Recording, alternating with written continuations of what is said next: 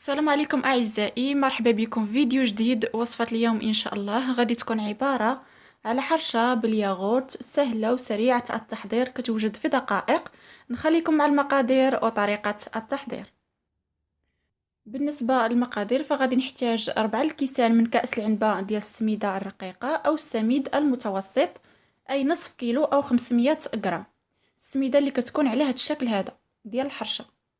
عندي 2 ديال البيضات، ربع ملعقة صغيرة ملح، قشرة ديال الليمونة أو برتقالة محكوكة، 7 غرامات ونصف من سكر بنكهة الفانيلا، علبة من الياغورت أو زبادي بنكهة الفانيلا الوزن ديالها 110 غرام، 16 غرام من خميرة الحلوى البيكنج باودر ما يعادل 2 خمارات كل وحدة فيها 8 غرام. عندي نصف كاس عنبة من الزيت ما يعادل 80 مليلتر. عندي كاس عنبة عامر ديال السكر سنيدة ما يعادل 125 غرام، وجوج كيسان ديال الحليب من كأس العنبة ما يعادل 300 مليلتر. كناخد اناء كنفقص فيه البيض،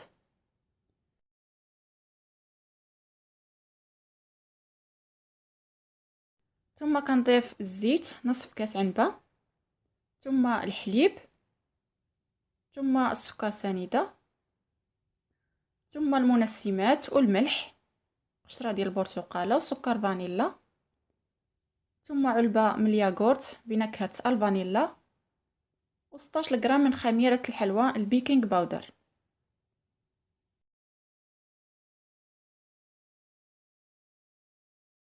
خلط مزيان حتى كيذوب ليا السكر تماما، ثم كنبدا كنضيف في السميده، غادي نضيفها وانا كنخلط.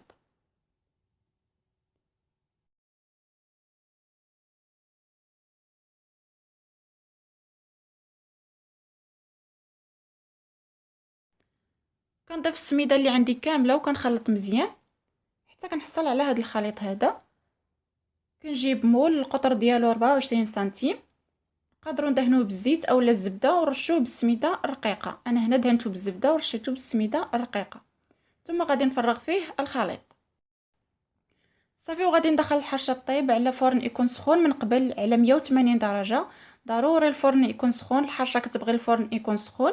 نشعلو في الاول من التحت حتى كطيب لينا من التحت وكتحمر، عاد كنشعلو عليها من الفوق كطيب وتحمر مزيان صافي وكنخرجها. وهنا بعد ما كطيب الحرشه كتكون على هذا الشكل. كنزولها من المول، ثم غادي نحتاج في التزيين القليل من مربى المشمش والقليل من الكوك او مبشور جوز الهند. غادي ندهنها بالمربى مزيان مزيان،